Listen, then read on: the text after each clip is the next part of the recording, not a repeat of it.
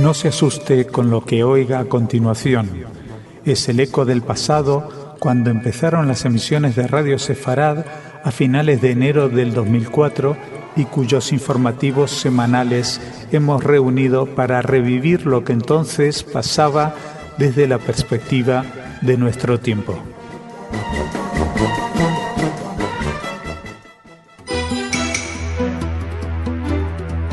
Señoras, señores, bienvenidos a nuestro espacio informativo. Se calienta el ambiente en Gaza y al respecto hace declaraciones el primer ministro, se lo contamos. También les vamos a hablar de Hezbollah y su vinculación con el tráfico de drogas, además de hablarles de Samuel Hadash, quien primer embajador de Israel en España, que fallecía en Israel a los 72 años en un hospital en Jerusalén.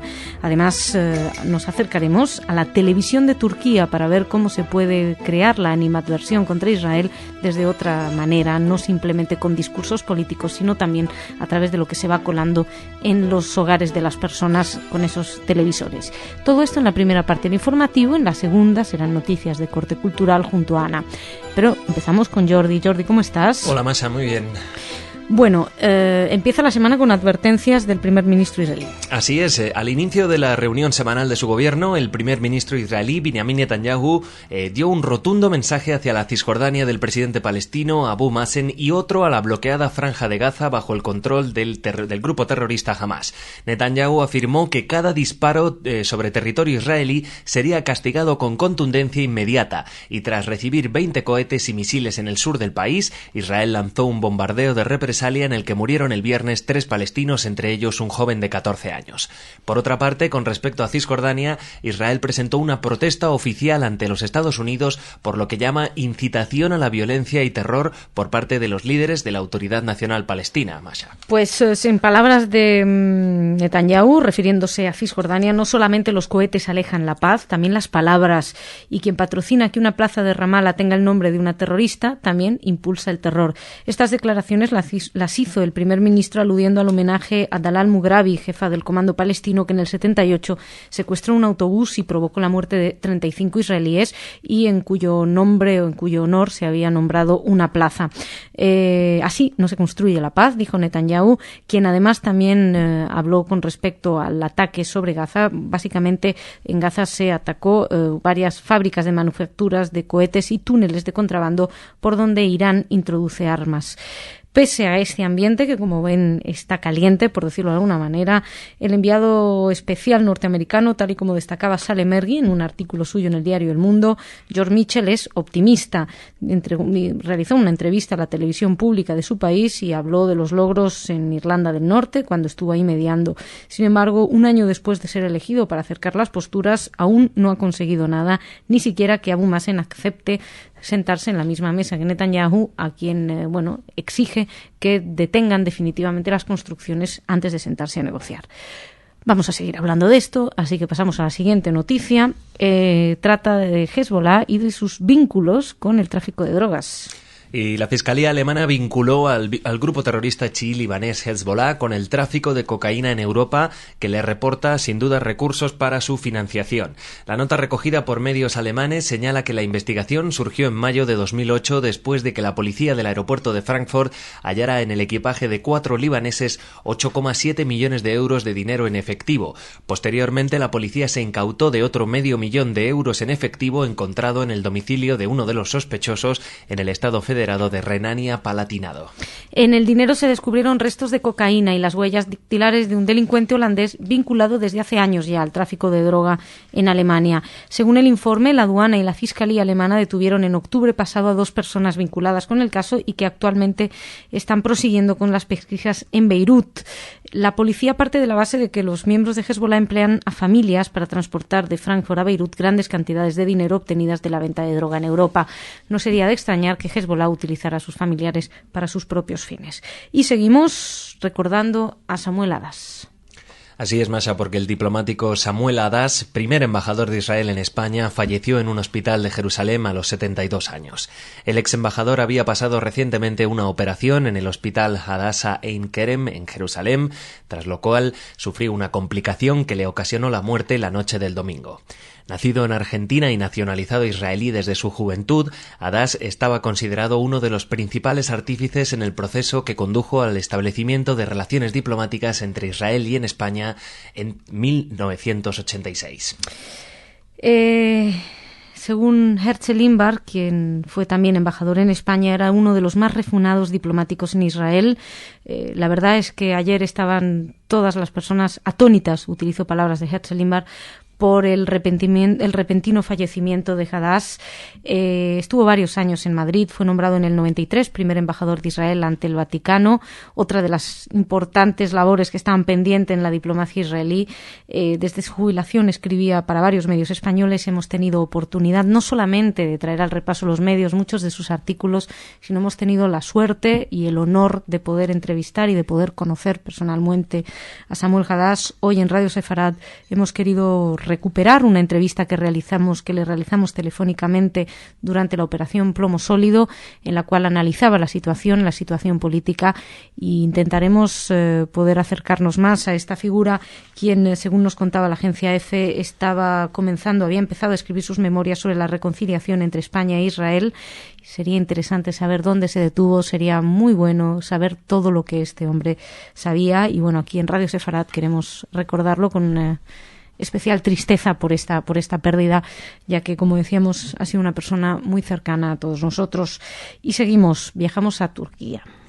El embajador de Turquía en Israel fue cuestionado por el viceministro de Asuntos Exteriores, Dani Alyalon, quien después de que pusiera en el aire una nueva serie turca que caracteriza de forma negativa a los agentes del Mossad y a los representantes de Israel.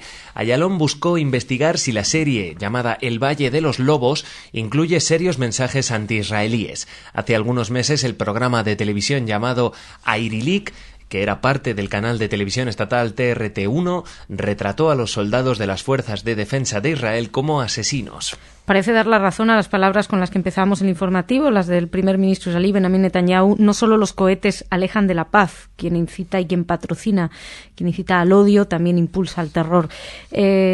Por cierto, que es curioso porque así como se emitía este programa donde los soldados de las fuerzas de defensa eran asesinos, Ankara decidía cancelar un ejercicio militar conjunto con Israel, acusándolos en concreto por la operación Plomo Sólido en Gaza.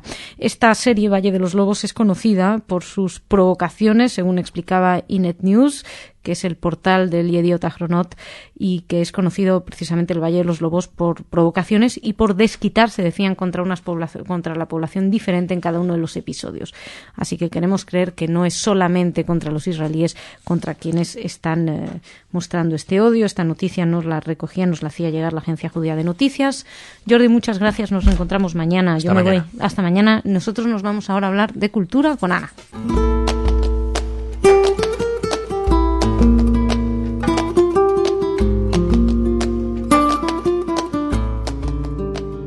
Ana, ¿cómo estás? Muy bien, gracias. ¿Qué tal? Muy bien. Cuéntanos, empecemos esta semana con entusiasmo. ¿Qué tenemos? Muy bien, empezamos con un libro. Galaxia Gutenberg nos presenta en español Años de Guerra. Es una recopilación de varios textos de Vasily Grossman, el escritor cuya obra más famosa fue Vida y Destino, que publicó en 1960, que realmente de alguna manera se basaba en cosas que él vio como corresponsal de guerra en la Segunda Guerra Mundial. Y en esta nueva recopilación de Años de Guerra podemos ver pues los originales, digamos, en lo que se basó. Algunos reportajes, aparte de algunos también textos de novela que escribió en estos años, algunos reportajes que escribió. Por ejemplo, uno de los reportajes destacados fue un informe que escribió sobre Treblinka, que fue de hecho uno de los primeros textos que describieron en la prensa qué es lo que se está haciendo en los campos de exterminio. Así que es un libro importante. Es interesante lo que ha despertado Grossman alrededor de sus lectores. Yo no he leído Grossman, todavía no he leído ninguno de sus libros, sin duda alguna los leeré. pero es curioso porque ha despertado verdaderas pasiones. Yo conozco gente que es fanática absolutamente de Grossman y que estoy segura que están esperando ansiosamente a que salgan publicados estos nuevos libros para comprarlos. Me lo han llegado a comparar con artistas magistrales del siglo XIX, pero de hecho creo que hicimos un programa hicimos un Cartas de Babel. Cartas de Babel, sí. ¿Qué más? Y ahora, Masha, te voy a hacer un pequeño concurso. El concurso es: ¿qué personaje relacionado con el cine dice cosas más tontas y provocadoras? Y no estamos hablando de Mel Gibson. No. El primero en este concurso de hoy es Oliver Stone. Pues este es un clásico ya. Que es un clásico, que presentó el pasado domingo una nueva miniserie que se titula La historia secreta de América, donde, por ejemplo, quería decir que Hitler realmente era un chivo expiatorio, fácil además, dijo que fácil, y quiere mostrar a América cómo hubo muchos empresarios estadounidenses que apoyaron a Alemania. Bueno, es verdad que hubo eso. Hasta aquí sí, pero según lo que dice Oliver, es como si los empresarios estadounidenses eran los que realmente Hitler era su chivo expiatorio. Bueno, hay gente que no tiene verdadera capacidad de odio, porque no tienes que elegir odiar o a Hitler o a los empresarios americanos. Puedes perfectamente odiar a Hitler en la medida de ser el responsable directo de lo que estaba sucediendo y odiar además a todos aquellos que lo patrocinaron. No tienes por qué. Pero de todos modos, seguro que estos son declaraciones, lo de chivo expiatorio sobre Hitler, seguramente que son declaraciones para vender más programas o más películas.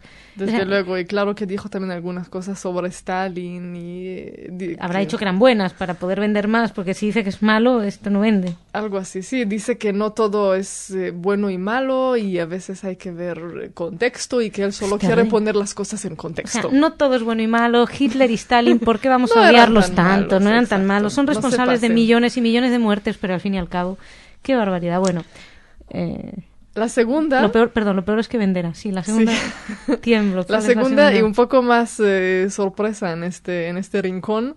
Natalie Portman, hasta ahora conocida más como una chica linda judía que nació en Jerusalén y hace películas de mucho éxito. Pues ahora por primera vez participa en una película que se llama New York, I Love You, como judía. Entonces obviamente la entrevistan y no sé qué, y dice que realmente siempre se intentó mantener apartada de los papeles de judíos.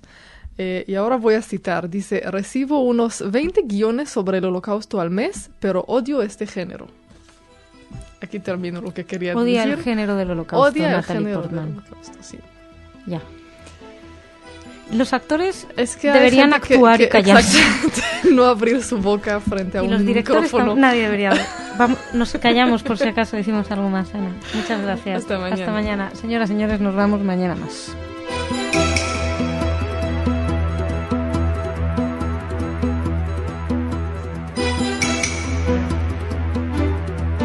Señoras, señores, bienvenidos a nuestro espacio informativo. Antes de ayer era sí, ayer era no. Hoy no lo sabemos, puesto que esto lo estamos grabando ayer. En fin, todo esto para hablar de Jerusalén, los territorios del 67, ya se lo explicamos. Además, vamos a hablarles también de la muerte de un científico nuclear israelí, de las relaciones entre Israel y Turquía, y terminaremos recordando a Miep Gies, un nombre propio con respecto al diario de Ana Frank, una de las personas a quien le debemos que este diario lo conozcamos. Todo esto en la primera parte del informativo. En la segunda, Ana nos va a traer noticias de corte cultural, pero empiezo con Jordi. ¿Cómo estás, Jordi? Hola, Masha, muy bien. Bueno, al cierre de esta edición, ¿cómo estaban las intenciones del primer ministro con respecto a las negociaciones de paz? Bueno, Masha, según Aurora Digital, que publicó ayer según un comunicado de su oficina, el primer ministro israelí Benjamin Netanyahu habría declarado que Israel nunca cederá el control de Jerusalén ni se retirará a las fronteras de 1967. Esta declaración se produjo después de que el ministro de Relaciones Exteriores egipcio afirmara en El Cairo que Netanyahu estaba dispuesto a discutir la Jerusalén árabe como capital de un Estado palestino.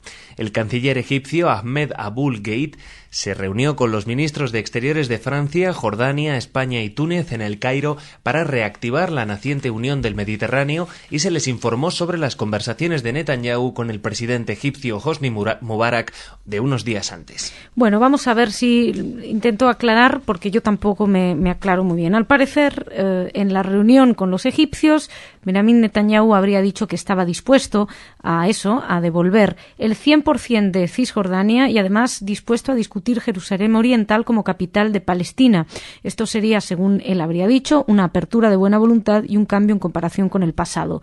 En cuanto llega a la opinión pública la información de que Netanyahu habría dicho esto, se apresura la oficina del primer ministro en decir que Netanyahu jamás dijo eso y además en utilizar un lenguaje incluso más duro que al que estamos acostumbrados, y habría dicho que no, que además nada de las fronteras del 67, cosa que curiosamente también contradice algún de un discurso anterior de Benjamín Netanyahu.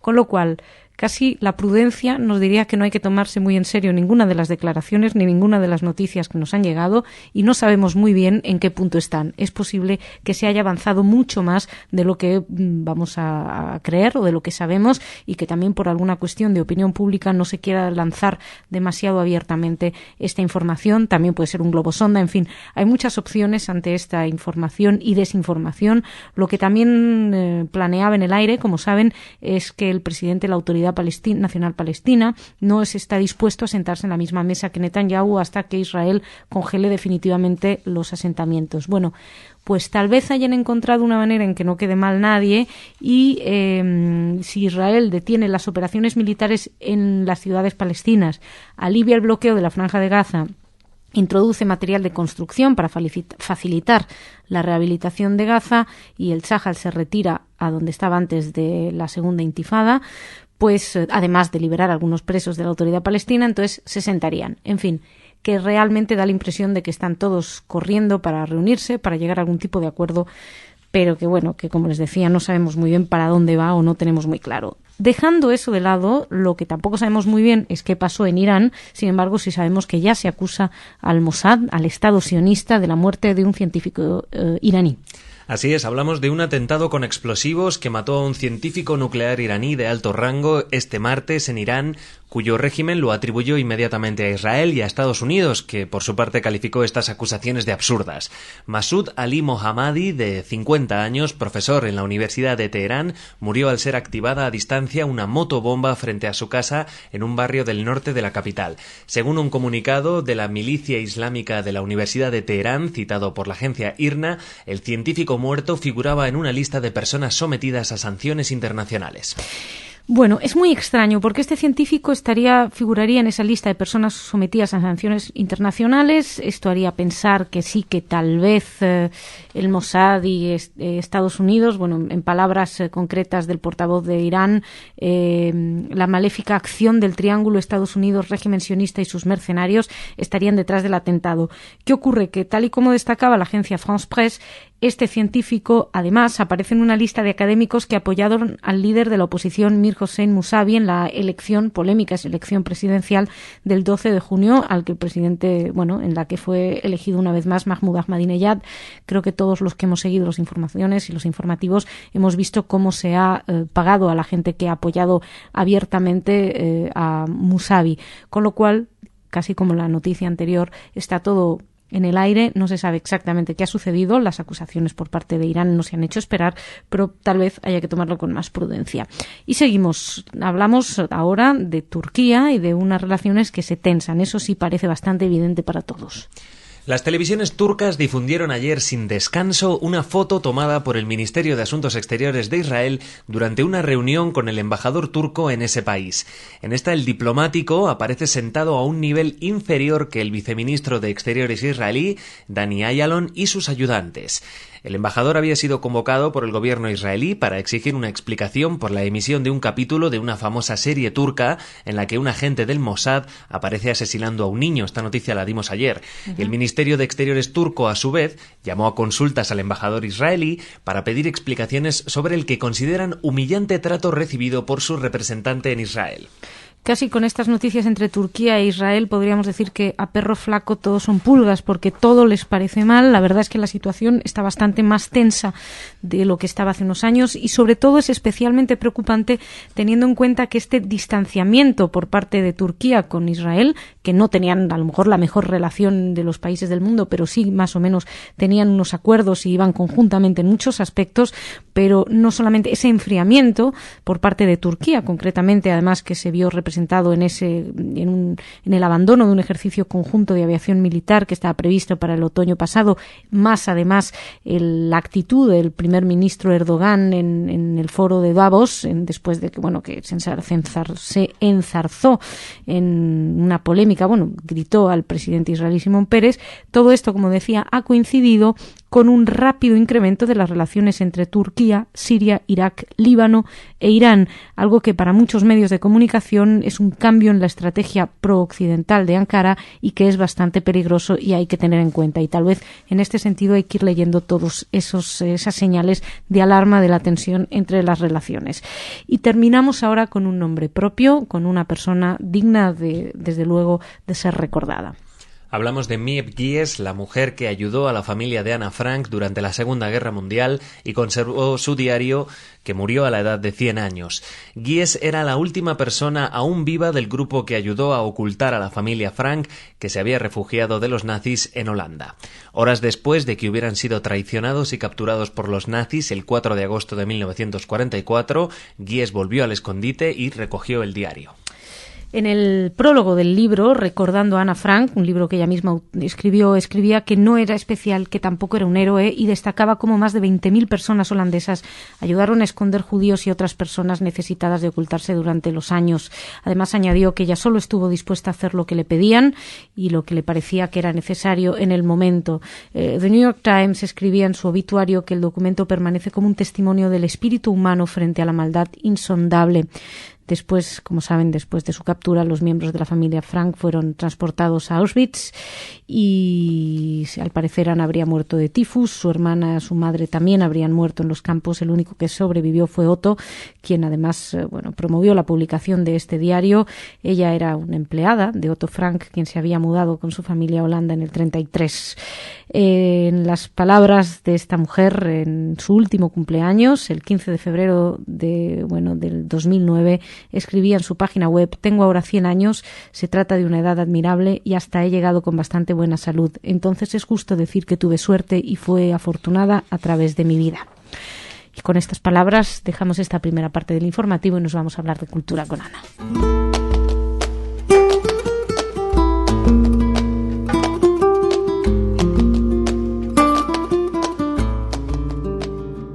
Ana, bienvenida, ¿cómo estás? Gracias, Masha, muy bien. ¿Qué me traes?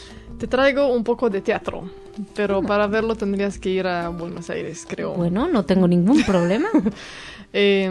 Luisa Kuliok es una actriz que hasta ahora era bastante famosa, sobre todo por la televisión, pero ahora se va al teatro, donde va a interpretar una obra titulada El alma inmoral o Cómo poner sus creencias patas para arriba. Esta obra fue escrita por un rabino brasileño que se llama Nilton Bonder. Uh-huh. Y bueno, se estrena en estos días en el Payró, en Argentina. Y bueno, parece que hace unos años se estrenó como obra de teatro en Brasil, pero se basa, mira que es original. Transformaron un ensayo filosófico humanista de un rabino a una obra de teatro. La verdad Curioso. Es que me ha despertado una curiosidad inmensa esto. Yo prometo tratar de si pudiéramos investigar más a fondo este tema. Promete esta obra de teatro. Sí. Y ahora nos vamos a otro tema. Primero vamos a hablar un poco de Enid Blyton, esta escritora famosísima de libros para niños. ¿Cuáles serían así los más famosos? Los 5, los 7 secretos y todo tipo de aventuras de chicos. Es de verdad una de las más exitosas traducidas del mundo. Pero bueno, ya se sabía que se trataba de un personaje complejo, así con algunos problemas con alcohol, así un carácter, digamos, problemático. Y ahora resulta también una especie de lado oscuro relacionado con una simpatía por Hitler o algo así. No entendí muy bien los detalles, como que estuvo en algunos eventos donde se hablaba de Hitler y su esposo que se enfadó, que se hablaba así de Hitler sin decir que había que pararlo en los años 30 y se fue y ella no. Entonces eso se interpreta como... o sea que algo así planean raro. dudas acerca de su relación con Hitler, ahora que que ya dijo Oliver Stone que Hitler era un chivo expiatorio. No era un tan mal tipo, así que... Muy expiratorio, he dicho. Un chivo expiratorio, desde luego. De todos modos, mira, me alegra saberlo porque a mí nunca me gustaron los 5. Todos mis compañeritos lo leían y no me gustaban y ahora yo notaba ahí desde chiquita notaba Sí, algo. también en este artículo de donde leí eso, decían que realmente si uno se plantea algunas de las cosas sobre unos niños que andan ahí sueltos en la calle dando vueltas, haciendo cosas así como raras, como que extraño. Bueno, me alegra saber que lo que no me gustaba era por algo. Era su simpatía por Hitler, sí. ¿no? ¿Qué más? Y bueno, y por último, también algo relacionado con los nazis en el MoMA, en Nueva York. También me voy ahí encantada, ¿eh? Sí, yo lo sabía.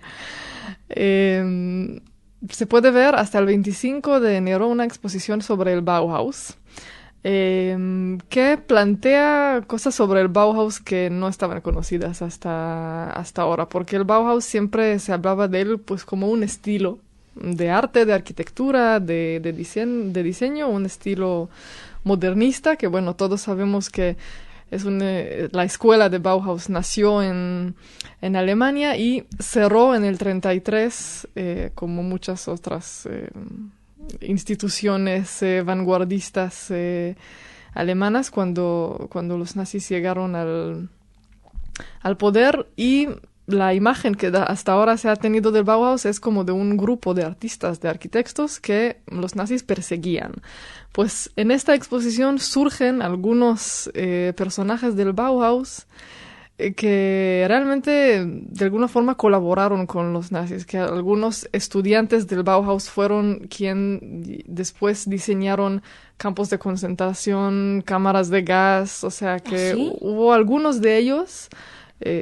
Bueno, se mencionan ahí algunos nombres, algunos lo hicieron estando internados, por lo cual no se sabe si lo hicieron queriendo colaborar o no. Uno se puede imaginar pero si no estaba siempre, internado. no siempre, exactamente, pero no siempre este ha sido el caso. Entonces, como que están sacando Qué cosa tan extraña, ¿no? algunos personajes que encontraron dentro de los de Bauhaus, sí.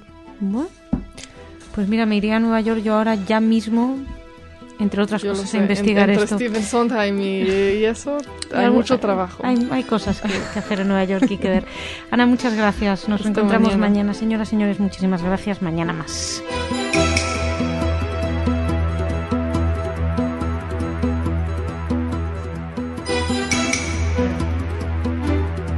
Señoras, señores, bienvenidos a nuestro espacio informativo que abriremos con el terremoto de Haití y la ayuda internacional. Además, les hablaremos del juicio a Demanyuk.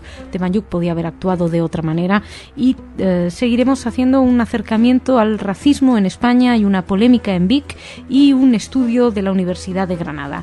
Todo esto será en la primera parte del informativo. En la segunda parte, Ana nos va a traer noticias de corte cultural, pero empezamos junto a Jordi y empezamos hablando del terremoto en Haití, Jordi.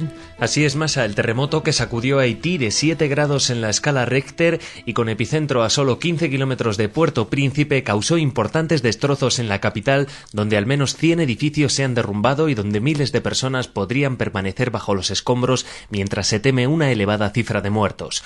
Los temblores han afectado tanto tanto a las modestas casas de madera como a los edificios más modernos de Puerto Príncipe y están complicando las tareas de rescate, mientras llegan los primeros equipos enviados por la comunidad internacional, que ha comenzado a movilizarse rápidamente.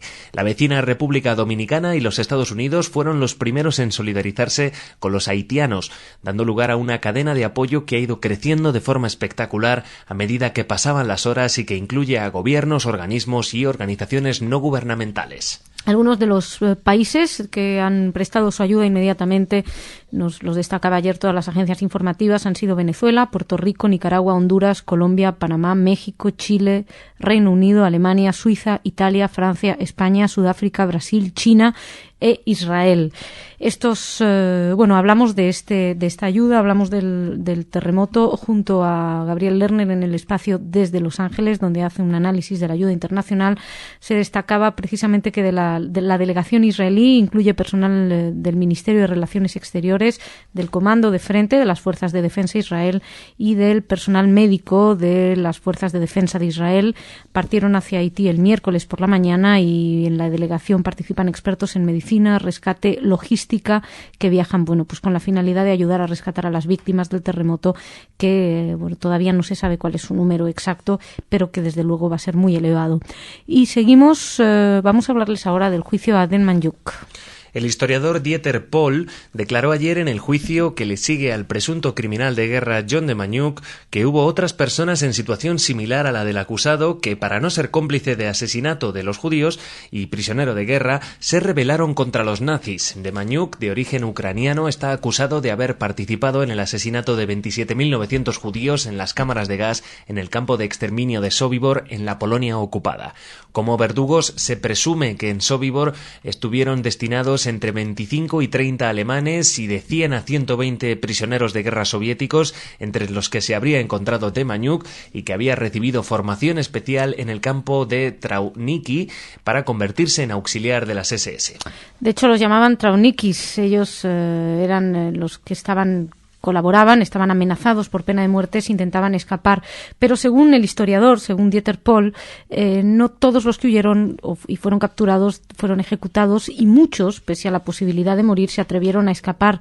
Incluso hubo un caso en el que hubo un intento de fuga en el que participaron 2 traunikis, 5 prisioneros. Pohl mencionó el ejemplo básicamente para mostrar cómo había habido distintos tipos de comportamiento entre ellos. Algunos asumieron la misma posición que los nazis, pero otros desarrollaron cierta complicidad con los prisioneros a quienes ponían al tanto sobre revueltas en otros campos de concentración o de exterminio.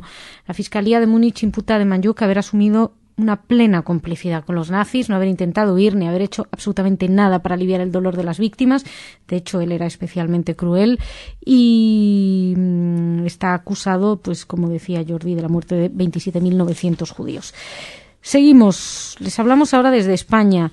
En el Ayuntamiento de Vic hay una verdadera polémica y está siendo acusado, se han oído comparaciones incluso con la Alemania nazi de lo que ahí sucede. Así es, Masa, porque el Pleno del Ayuntamiento de Vic apoyó ayer por mayoría la nueva normativa que impide el empadronamiento en el municipio de los inmigrantes en situación irregular. El alcalde de Vic, Josep María Vila d'Abadal, manifestó que la nueva normativa pretende poner orden, avanzar en la integración de la inmigración y poner a las personas inmigradas dentro de la comunidad. El equipo de gobierno, formado por Convergencia i Unió, el Partido Socialista Catalán y Esquerra Republicana de Cataluña, mantiene que la propuesta es legal según sus servicios jurídicos, pero si algún informe de otra administración demuestra la ilegalidad, posiblemente retirarán la medida. Es curioso, porque los partidos que están a favor, en este caso es el Partido Socialista Catalán, Esquerra Republicana, partidos de izquierda, Convergencia i Unió, un partido más bien de centro-derecha, y quien están apoyados, en todo caso, por el partido ultraderechista, Plataforma per Catalunya, que está en la oposición, pero que apoya la medida, aunque ellos la consideran insuficiente. Es curioso porque esto demuestra hasta qué punto, incluso ideológicamente y dentro de la política, la cuestión de la inmigración todavía no está realmente regulada y no parece que haya una toma de postura concreta. El partido de Izquierda Unida, el Cayo Lara, acusaba a Vic de estar actuando como en la Alemania nazi. Y la verdad es que hay artículos apoyando y hay artículos condenando esta iniciativa. Lo que se puede decir es que polémica es lo mínimo, que la palabra menor que se puede utilizar para destacar lo que está sucediendo. y lo que sí que nos pone en alerta en lo que está sucediendo con la aceptación de la inmigración, con la inmigración. Y en ese camino va la siguiente noticia, precisamente. Hablamos, Masha, de un estudio realizado por el Departamento de Antropología Social de la Universidad de Granada que alerta sobre las nuevas formas de racismo en las aulas donde el inmigrante es visto como un otro diferenciado desde una perspectiva problematizada y negativa. La investigación, a cargo de Antonia Olmos Alcaraz y el profesor de la Universidad Francisco Javier García Castaño, se apoya en entrevistas a alumnos de secundaria, españoles y extranjeros, a sus familias, los mediadores interculturales y profesores de todas las provincias andaluzas, así como a políticos y técnicos de la administración educativa. Alcaraz sostiene que en la actualidad se está desarrollando un proceso de construcción de la diferencia hacia el alumnado inmigrante extranjero, amparado en parte por los discursos sobre la inmigración como problema existentes a otros niveles, y además presenta a este como el responsable de muchos de los males que ya existían en la escuela. Básicamente se venden los nuevos males, pues la segregación, los conflictos, etcétera, como si no hubieran existido antes de la llegada de los inmigrantes, y se hace creer que están provocados por la diversidad que supone la inmigración, o sea, como algo así como que si hay malos alumnos y los niños se pegan en la clase es porque hay inmigrantes. Todos sabemos que antes de la llegada de los inmigrantes no había malos alumnos en España, ni nadie se pegaba con nadie en las clases. Pero bueno, la idea es que ese nuevo racismo haría vender viejos males como males nuevos, y ahí está donde precisamente hay que alertar. Señoras, señores, me iba a despedir, pero nos vamos a ir a hablar de cultura. Te despido a ti, Jordi, muchísimas gracias. Hasta mañana. Nosotros nos vamos a hablar de cultura ahora con Ana.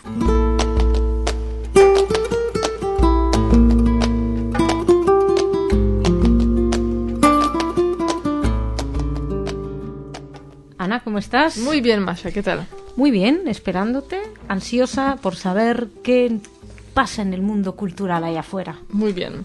Lo primero que pasa ¿sí? Es que la próxima semana, el 19 de enero, Casa Sefarad Israel presenta un libro en el Ateneo de Madrid a las 7:30 de la tarde. Se titula El enemigo judeo-masónico en la propaganda franquista. Escrito por Javier Domínguez Arribas. En el acto de presentación también van a participar Gonzalo Álvarez Chillida, a quien ya conocemos aquí muy bien, y Carlos Pascual, presidente de Marcial Pons Historia, que es quien edita este libro. No voy a decir mucho más porque el próximo martes en el programa El Invitado de Casa Sefarad Israel entrevistamos a Javier Domínguez, así que y ya nos contará todo. Él nos contará acerca de ese libro, ese complot judeo-masónico. Exactamente. ¿Qué más? Y también les voy a contar que el periódico israelí Haaretz va a empezar a distribuir en Israel el semanario The Forward, que es un semanario de Estados Unidos que nació en 1897. Empezó así como una publicación socialista en Yiddish, que después, bueno, ahora obviamente también se edita en inglés también.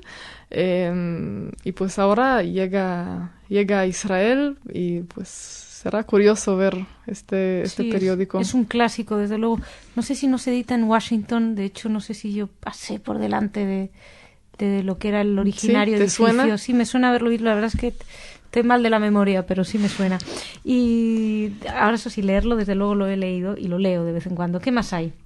Y por último, les quiero contar que el Centro Sefardí de Estambul, cuya directora Karen Gerson Sarjón, que también conocemos aquí muy bien, los oyentes de Radio Sefarad, están publicando en estos días un proyecto muy grande de 4 CDs con un libro de música de los Maftirim, que bueno, es una cosa muy, muy especial de Turquía, y también de eso no voy a decir mucho más porque Jorge entrevistó a Karen Gerson Sarjón sobre este libro de los que es una mezcla de música judía, árabe, en hebreo, en ladino, bueno, una cosa. Las noticias culturales de hoy son algo así como continuará.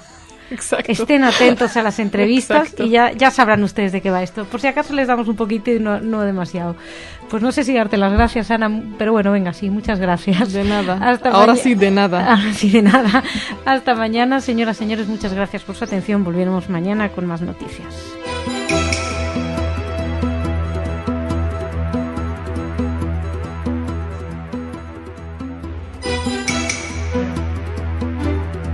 Hola a todos, estas son las noticias, aunque ustedes no estén acostumbrados a mi voz.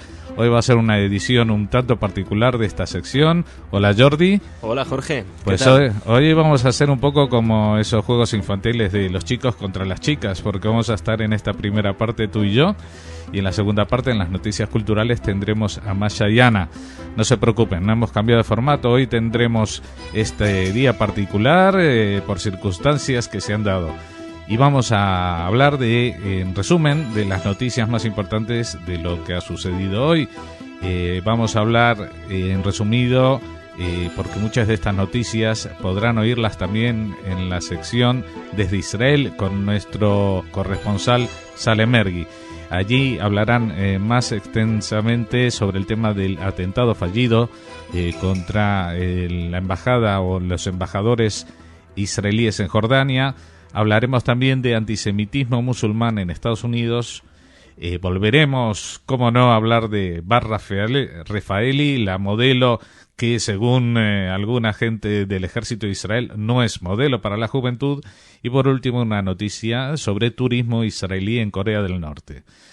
Vayamos a la primera noticia, al atentado en Jordania. Al cierre de esta edición hemos sabido de un intento de atentado en Jordania a las 4 de la tarde hora española contra vehículos de la delegación diplomática israelí. Así es, Jorge. El portavoz de Exteriores de Israel señaló que el embajador Dani Nebo no iba en dichos vehículos atacados cerca del camino que une Amán con el paso fronterizo del puente de Allenby. Bueno, seguramente cuando ustedes escuchen esta noticia podrán saber un poco más sobre el tema. De momento se sabe que el intento de atentado ha sido fallido, por lo tal no han habido pérdidas personales, no sabemos si hubo daño a los vehículos. Lo que sí sabemos que ha confirmado el portavoz de Exteriores es eso, que el embajador no estaba en dicho vehículo, en dichos vehículos. También en esta sección de Desde Israel, junto a Salem Mergui, podrán oír otros temas que tienen relación con la actualidad de lo que pasa hoy en Israel. Por ejemplo, en las relaciones entre Turquía e Israel, de las que tanto hemos hablado en esta sección de noticias. Pero ahora vamos a hablar de antisemitismo y hoy desde un sitio desde el cual no es habitual que hablemos de antisemitismo, los Estados Unidos. Y nos remitimos a la edición online del Jerusalem Post, que informa de la protesta de los portavoces de la Sociedad Americana Musulmana y del Círculo Islámico de Norteamérica respecto a las declaraciones de la Liga Antidifamación estadounidense, que calificaba en diciembre a estas dos organizaciones como promotoras y encubridoras de antisemitismo y terrorismo. La Liga también había denunciado la venta en una convención de las organizaciones mencionadas de CDs de extremistas de Hamas y Hezbollah, así como terroristas involucrados en intentos fallidos de atentados islamistas en Estados Unidos. La Sociedad Musulmana Americana hizo un llamamiento al diálogo constructivo con la Liga Antidifamación. Jorge. Bueno, creo que la Sociedad Americana Musulmana y el Círculo Islámico de Estados Unidos pues lo tienen un poco difícil para sacar adelante estas declaraciones, ya que son muchas la gente que han asistido a estas convenciones y en ellas pues estaban evidentemente a la venta estos productos de líderes de Hamas, de Hezbollah, incluso del líder espiritual de este último nigeriano que intentó volar el avión en Detroit. Con lo cual, siempre el diálogo está abierto, pero digamos que habrá que tomárselo con un poco de precaución porque no sabemos exactamente cuáles son las intenciones últimas de esta sociedad. Ahora vamos a pasar a una noticia más relajada sobre un tema o personaje del que últimamente parece que sigue acaparando titulares, la modelo israelí Bar Refaeli. Y sin duda, Jorge, una de las personalidades israelíes más conocidas en el mundo entero. Bueno, esta noticia la hemos recogido del periódico El País en su edición digital y dice, según el comandante del Departamento de Recursos Humanos del Tzahal, el general Avi Zamir, criticó a la modelo por no servir de eso mismo, es decir, de modelo para la juventud israelí, haciendo incluso un llamamiento a no comprar los productos que anuncia. Bueno, Bar Refaeli eludió el cumplimiento de su servicio militar obligatorio, presentando un certificado de matrimonio con un hombre de 37 años. La modelo, que es novia del actor Leonardo DiCaprio, ha enviado una solicitud para transferir su residencia fiscal al extranjero y así evadir los altos impuestos vigentes en Israel. Esto no es la primera vez que pasa, no sé en Israel, pero se ha hecho en muchos países, ¿no? No, ya. Y esta chica, bueno, no se está ganando muchas simpatías dentro del país, porque... Vamos a ver, si alguien para eludir el ejército pues hace un matrimonio falso o ficticio, pues igual no pasa nada, pero en el caso de ella, que es un personaje tan público, todo el mundo sabe que no vivió, que no se casó, que esta persona no llegó a ser nunca su marido y que ella seguía siendo una persona soltera a pesar de que los papeles respaldaban su versión. Pero bueno, así son las cosas, así es este mundo globalizado en el que, pues nada, los israelíes viajan por el mundo y el que le va bien, pues se olvida de dónde viene y otros compromisos quizás morales que pueda tener. Pero vamos a ir con una última noticia, una especie de un rayito de sol en el lejano oriente.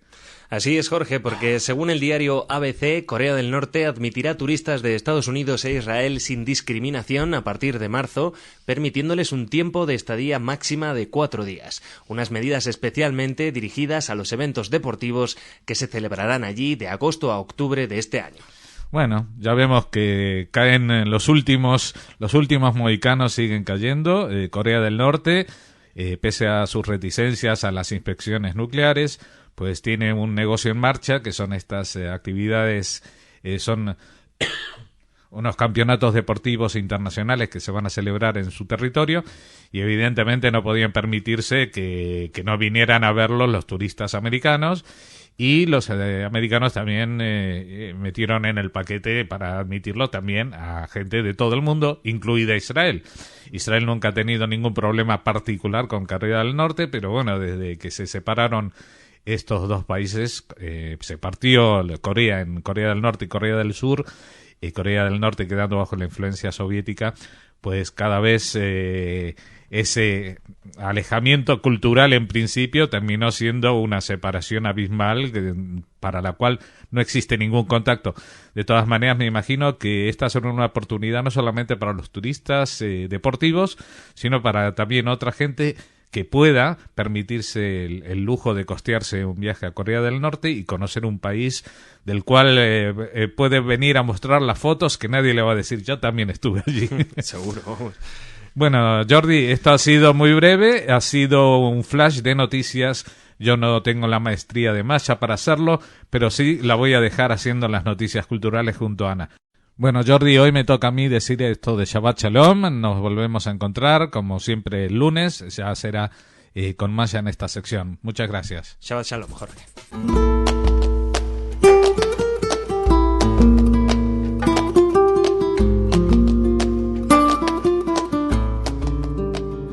Ana, ¿qué tal? ¿Cómo estás? Muy bien, Masha, gracias. Bueno, todo tuyo el micrófono, cuéntanos. Muy bien. Bueno, como sabrán, el 27 de enero es el Día Internacional de la Shoah. Empiezan algunas actividades culturales alrededor de esta fecha tan importante. También este año se cumplen 25 años de la película Shoah de Claude Lanzmann. Y con estos dos eventos, por primera vez en España, se organiza una retrospectiva de la obra de Claude Lanzmann en el Círculo de Bellas Artes. Comienza el 21 de enero y él estará presente en la primera función de la película Shoah, el jueves 21. Después también se van a proyectar las películas Tzahal, las películas Un viviente que pasa, Sobibor y ¿Por qué Israel?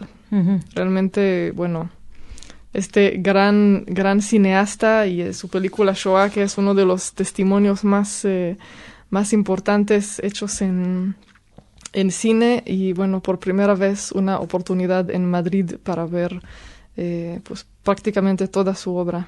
Así que... Además, bueno, hay que destacar de la importancia de Shoah concretamente, sí, como película, como documento sobre Shoah, también destacar la importancia de Claude Lanzmann dentro de lo que es el mundo del cine de no ficción, O sea, la valorización de la verdad por encima de todo, desprovisto de todo, de toda parafernalia de la música. Bueno, es una película que hay que ver realmente. Sí. Tendrá varias funciones. En 2 oportunidades se proyecta entera y en 2 oportunidades en 2 partes. Es una película muy larga, así que bueno, recomiendo que vean en la página de internet o del Círculo de Bellas Artes o de Casa Sefarad de Israel exactamente todos los horarios. Hablamos de una película de 8 horas, o sea que realmente... Y muy dura película, no es cualquier cosa. Bueno, ¿qué más, Ana? Y sigo con un nuevo libro que presenta en estos días Antonia Fraser, quien es la viuda del dramaturgo Harold Pinter. Se llama Must You Go, Debes Ir. Cuenta sobre su vida con Harold Pinter, especialmente los últimos años, desde que empezó, bueno, su enfermedad de cáncer, de la cual murió en el 2008. Y bueno, cuenta ahí cómo Harold Pinter seguía trabajando y escribiendo y viviendo el teatro realmente hasta el último suspiro. Uh-huh.